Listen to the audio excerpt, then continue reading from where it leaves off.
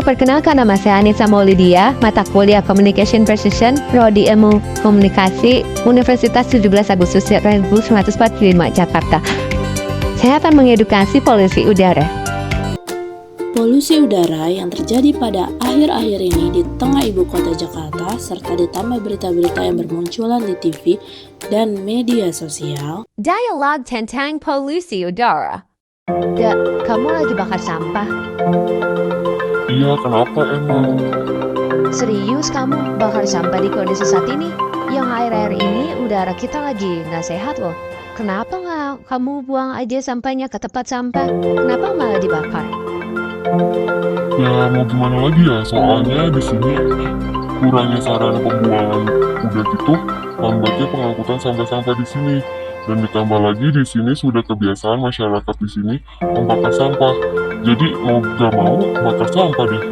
Oh alah, jadi itu masalahnya. Kenapa kamu membakar sampah-sampah ini? Tapi bukan berarti kamu bisa membakar sampah-sampah ini ya. Karena membakar sampah sama saja bisa menimbulkan polusi udara. Apalagi di saat seperti sekarang ini. Pencemaran udara di kota Jakarta sendiri sekarang sedang buruk dan menjadi ancaman bagi kita semua.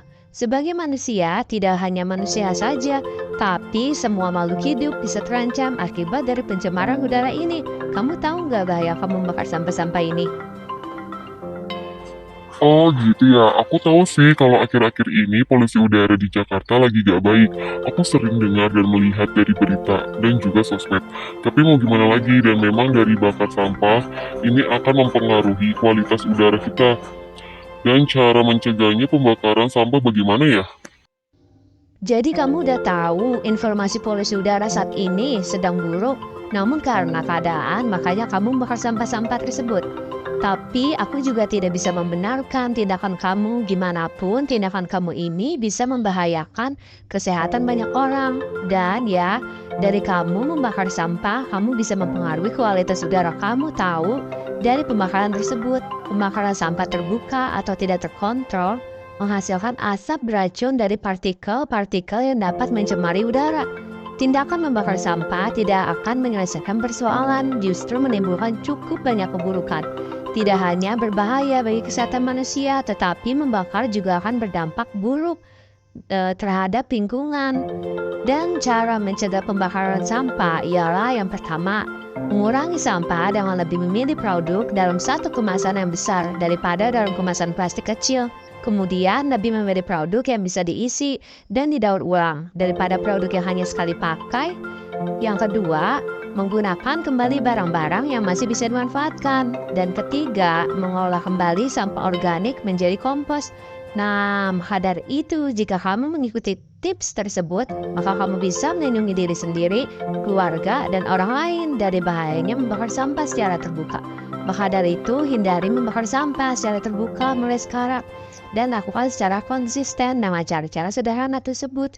Kita bisa menjaga bumi kita dari kehancuran akibat polusi udara yang salah satunya diakibatkan oleh manusia sendiri. Maka mari kita bersama-sama selamatkan bumi ini dari kehancuran akibat pencemaran udara yang terjadi. Mari kita sama-sama membersihkan udara ini agar tetap sehat dan segar untuk dihirup. Oh begitu ya, ternyata dari asap pembakaran sampah itu bahaya sekali bagi kesehatan kita dan dapat merusak lingkungan sekitar, dan bisa dibilang dampaknya sangat buruk karena asap-asap pembakaran sampah ini kita bisa membahayakan diri kita sendiri dan juga orang lain. Tidak hanya orang, tetapi alam sekitar bisa rusak karena dampak dari pembakaran sampah tersebut. Aku setuju sama perkataan kamu.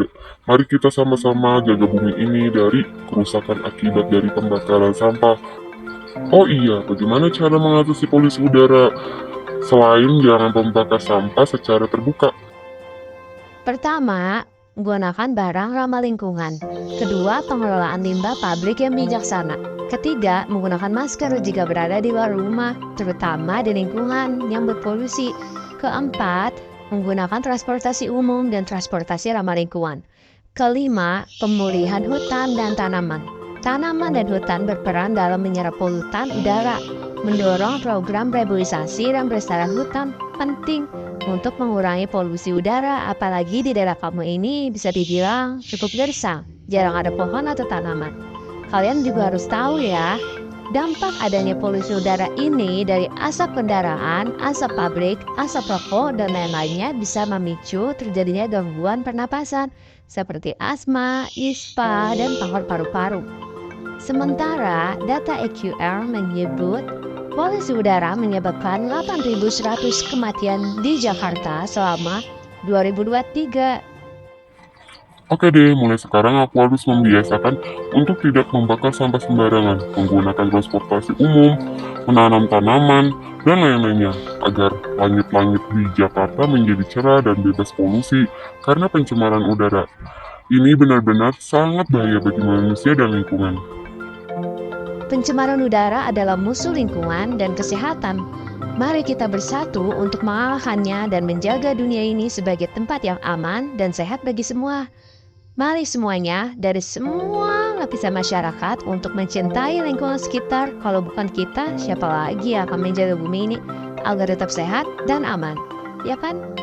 Sekian dari kami percakapan tentang polusi udara. Beginilah kondisi Jakarta sejak beberapa bulan lalu. Polusi udara nampak menyelimuti langit ibu kota yang berdampak buruk bagi kesehatan jutaan warga Jakarta dan sekitarnya.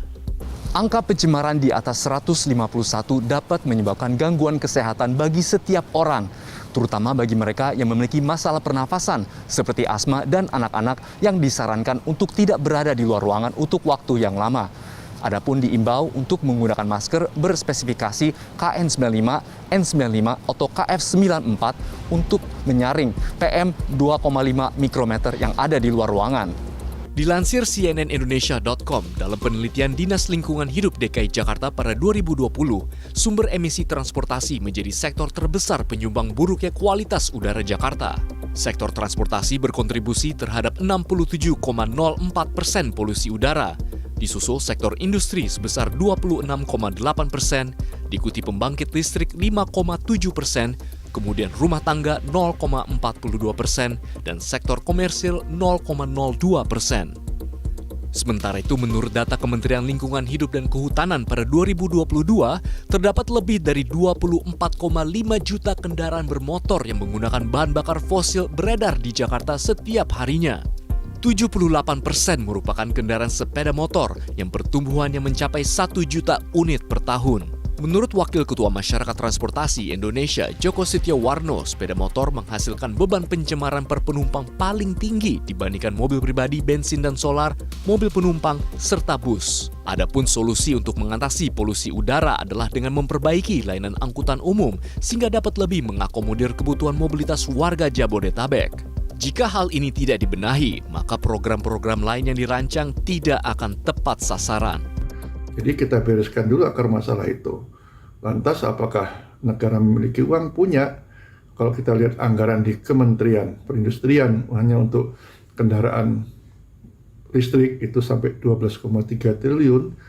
Sebagian dialihkan dulu lah untuk perbaikan pabrik transport di Bodetabek.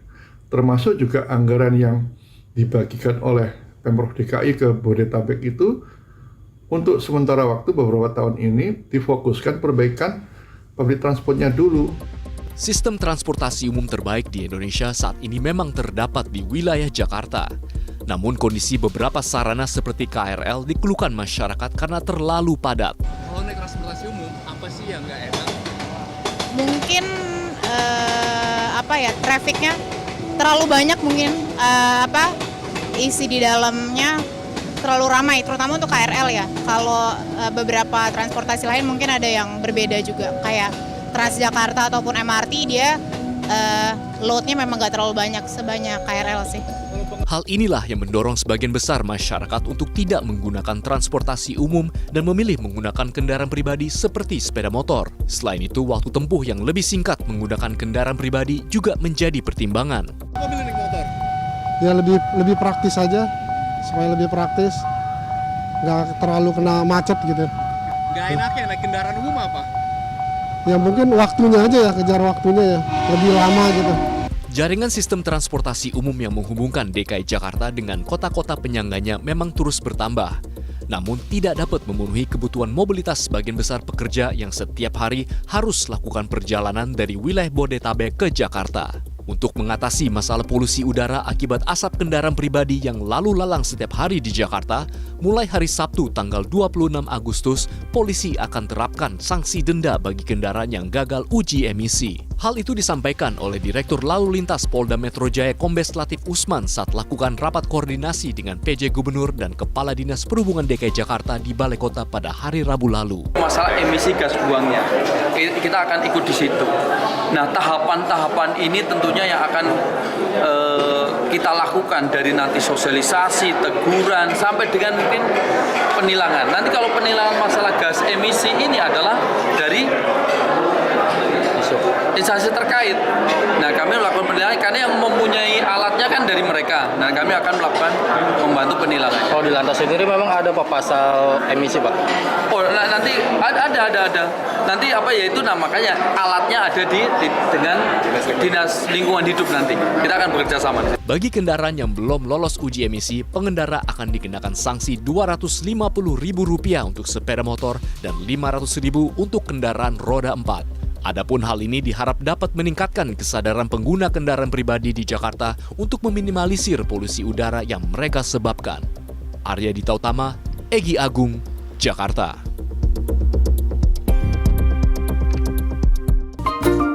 Apa itu polusi udara? Polusi udara adalah kondisi ketika udara di lingkungan alam atau perkotaan tercemar oleh berbagai zat atau partikel yang dapat mengakibatkan dampak negatif terhadap kesehatan manusia, hewan, tumbuhan, dan lingkungan secara keseluruhan. Pencemaran ini dapat berasal dari berbagai sumber, termasuk aktivitas manusia dan alam. Thank you for watching.